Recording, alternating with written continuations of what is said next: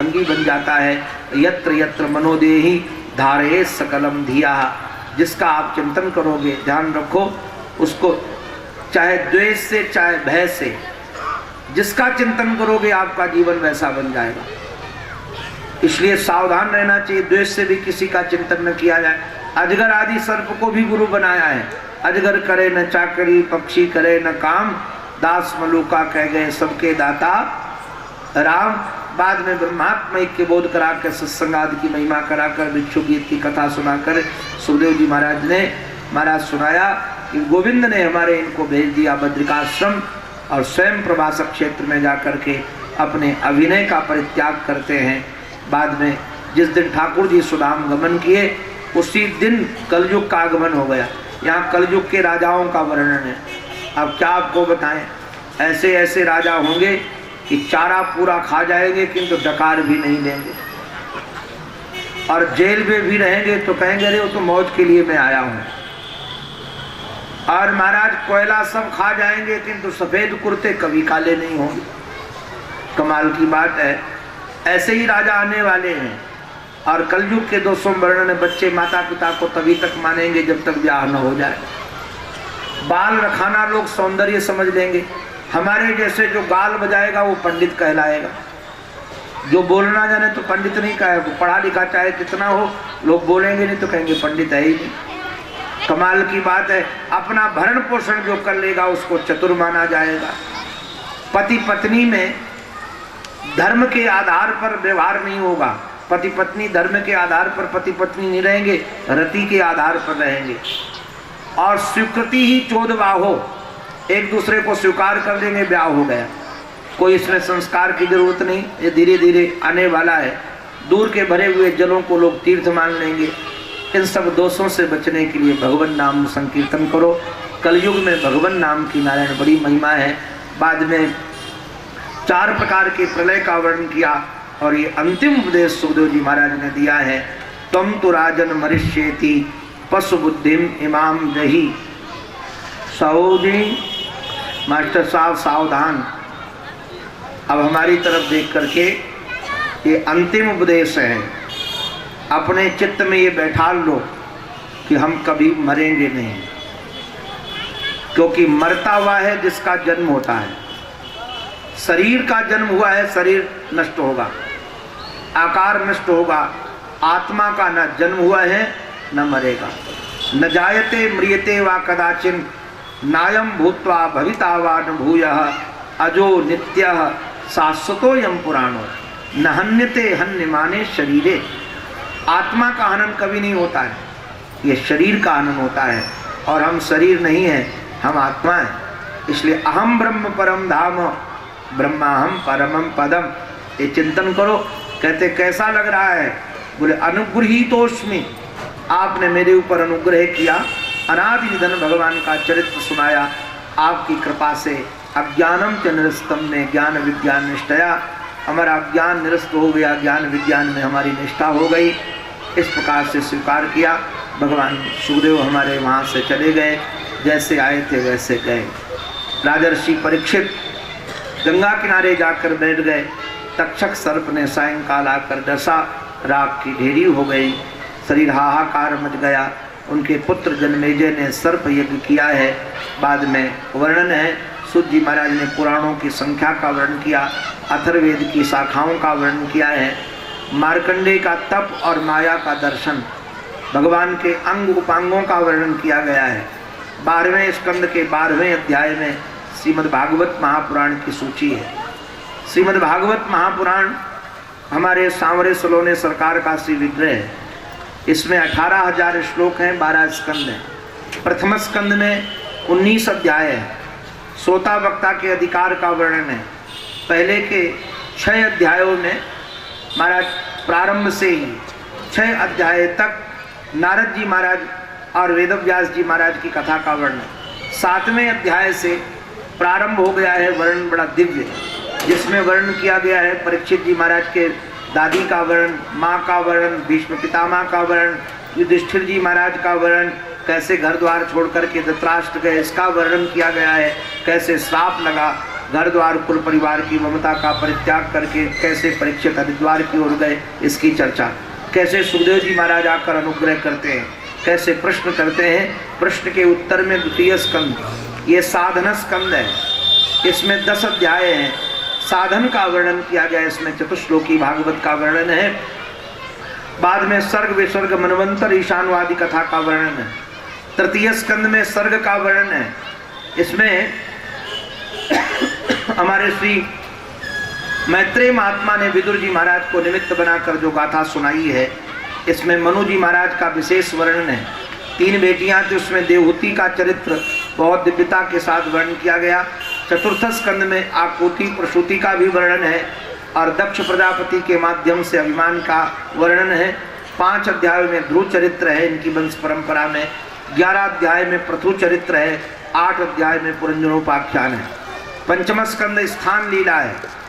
इसमें बड़े दिव्यता के साथ हमारे श्री ऋषभदेव जी महाराज की वंश परंपरा का वर्णन, भरत जी महाराज जड़ भरत का चरित्र, भूगोल खगोल का वर्णन, नरकों का वर्णन। बाद में आया 6वां स्कंद, इसमें महाराज पोषण का वर्णन है। अजानमिल चरित्र के माध्यम से बताया गया कि आप भूल करके भी भगवान का नाम ले लो तो भगवान स्वीकार कर लेंगे। बाद में वृत्रासुर आदि की कथा भी है, कैसे 4 श्लोक गाए हैं उन्होंने, उसका भी वर्णन है। मरुदगणों का प्राकट्य है। सप्तम स्कंद में 15 अध्याय हैं। 10 अध्याय में श्री प्रहलाद जी का चरित्र है। 5 अध्याय में ब्रह्मचर्य, गृहस्थ, वानप्रस्थ और संन्यास, ब्राह्मण, क्षत्रिय, वैश्य और शूद्र का वर्णन है। उसके बाद भावाद्वैत, क्रियाद्वैत, द्रव्याद्वैत का वर्णन है। अष्टम स्कंद में मनवंतरों के माध्यम से भगवान के अवतार की कथा है। पहला अध्याय तो इतना दिव्य है कि प्रसुदों जैसे गाया गया।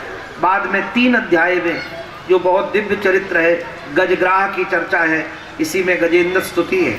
बाद में समुद्र मंथन के माध्यम से कैसे कैसे रत्न प्रकट हुए हैं, कैसे पहले जहर प्रकट हुआ, हविरदानी गाय पैदा हुई, कैसे कौस्तुभमणि आई, कैसे अप्सराएं आई, उसके बाद कैसे भगवती साक्षात रमा का प्राकट्य हुआ और कैसे बाद में महाराज मदिरा का भी प्राकट्य हुआ है, वारुणी देवी का।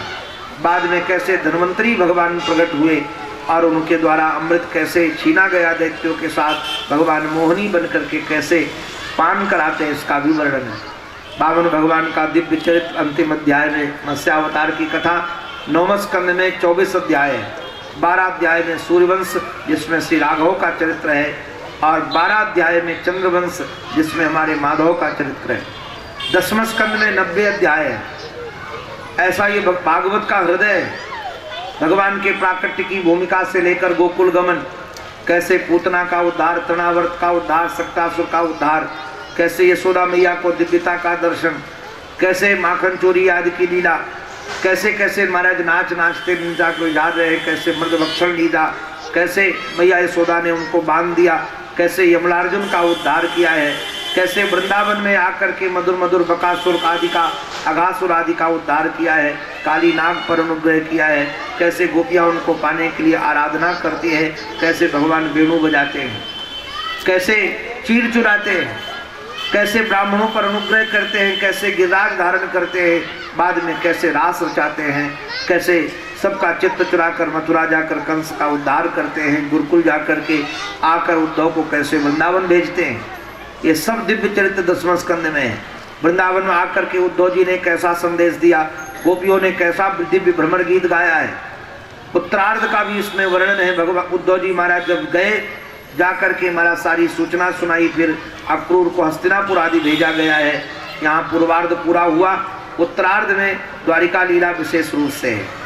दिव्य दिव्य भगवान के कैसे विवाह, कैसे सुदामा पर अनुग्रह, कैसे श्रुतियाँ जय जय जय हजा मजित दोष प्रभीत गुणाम, कैसे श्रुतियाँ गाती हैं, जय हो अजाम जयी। कैसे भगवान सुभद्रा के साथ अपनी बहन सुभद्रा को कैसे अर्जुन के साथ भेजते हैं। त्रिदेवों में श्रेष्ठ कौन है? अरे नारायण कई बार अर्जुन के अभिमान का भी मंडन कैसे करते ब्राह्मण के पुत्रों के माध्यम से। अंतिम अध्याय में भगवान के विहार का वर्णन है। 11 स्कंद नारायण मुक्ति स्कंद है। इसमें बड़ा दिव्यता से 9 योगेश्वर संवाद है, 24 गुरुओं की कथा है, हंसोपाख्यान है, भिक्षुक गीत है, भगवान का अंतिम उपदेश है, विनय त्याग है। 12 स्कंद की आश्रय लीला है। कलयुग के राजाओं का वर्णन, कलयुग के गुणदोषों का वर्णन, प्रलय का वर्णन, अंतिम उद्देश्य और मार्कंडेय की तपस्या का भी वर्णन, अथर्ववेद की शाखाओं का भी वर्णन, पुराणों के लक्षणों का वर्णन महाराज ये बाद में ये सुनाई गई सूची। याद रखना, जैसे निम्नगा नाम यथा गंगा, जैसे नदियों में गंगा की महिमा है वैसे पुराणों में भागवत की महिमा है। जैसे वैष्णवों में भगवान शंकर की महिमा है वैसे ही नारायण पुराणों में श्रीमद् भागवत महापुराण की महिमा है। ये वैष्णवों का धन है, पारमहंस संगीता है। जो इसका चिंतन करता है और जो इसका विचार करता है, जो इसको श्रवण करता है, निश्चित रूप से मोक्ष को प्राप्त करता है। आइए हम सब मिलकर के 2 श्लोक गुनगुना लेंगे, क्योंकि भागवत में जो न्यूनाधिक विधि होती है वह इन श्लोकों के गुनगुनाने से पूरी हो जाती है। इसलिए हम सब मिलकर के 2 श्लोक बोलेंगे। पहले मैं बोलूँगा, उसके बाद आप सब मिलकर के हमारे साथ बोल लीजिएगा। भगवान नाम की इसमें महिमा गुनगुनाई गई है और उस महिमा के आधार का क्या प्रभाव है इसका भी वर्णन किया गया है। पहले मैं बोलता हूँ। भवे भवे यथा भक्ति, भवे भवे यथा भक्ति, पादयोस्तव जायते, पादयोस्तव जायते, तथा कुरुष्व देवेश, तथा कुरुष्व देवेश, नाथस्त्वं नो यतः प्रभो, नाथस्त्वं नो यतः प्रभो, नाम संकीर्तनं यस्य, नाम संकीर्तनं यस्य, सर्वपाप प्रणाशनम, सर्वपाप प्रणाशनम, प्रणामो दुख समनः, प्रणामो दुख समनः, तम नमामि हरिं परम, तम नमामि हरिं परम, तम नमामि हरिं परम, तम नमामि हरिं परम, तम नमामि हरिं परम, तम नमामि हरिं परम। नारायण। मैं कई बार एक वाक्य गुनगुनाता रहता हूँ। इरादे बनते हैं, बिगड़ जाते हैं। इरादे बनते हैं, बिगड़ जाते हैं। भागवत वही सुनते हैं जिन्हें गोविंद सुनवाते हैं। यह निश्चित है, अपने पुरुषार्थ से न श्रीमद् भागवत महापुराण की कथा कही जा सकती है, न अपने पुरुषार्थ से सुनी जा सकती है। दोनों में ही भगवत कृपा है। इस साहू परिवार पर तो निश्चित रूप से भगवान की बहुत कृपा है, और भगवान की कृपा के साथ साथ भागवत की कृपा है। हमारे आदरणीय, हमारे महाराज श्री के लाडले, हम उनको हृदय से बांधते हैं, वंदन करते हैं। हमारे पूज्य श्री प्रमोद जी उपाध्याय, इस कथा के सूत्रधर वही हैं। इस समय इतना व्यस्त है कि हमें कथा निकालने में बड़ी तकलीफ होती है कई बार, और देना भी बड़ा कठिन हो जाता है। किंतु बड़े लगन के साथ और इतने पुरुषार्थ के साथ उपाध्याय जी ने इस कथा को संवारा है। मैंने देखा, बीच में तो ऐसा लगता था कि ये कथा नहीं होगी, और हमको लगता था ये दूसरे से करवा दे तो अच्छा है। किंतु उपाध्याय जी का संकल्प ऐसा दृढ़ था, उन्होंने कहा नहीं महाराज जी कथा होनी चाहिए, और उनका संकल्प आज साकार हुआ। हम लोग निर्विघ्न पावन पवित्र मास में कथा प्रारंभ की थी। पावन पवित्र मास में कथा को शाम की ओर बढ़ रहे, निर्विघ्न कथा हम सब लोगों ने सुनी।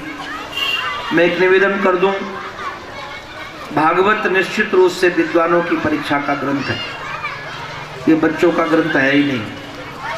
हमारे जैसे अल्पज्ञ की मति इसमें प्रविष्ट हो, ये संभव भी नहीं है।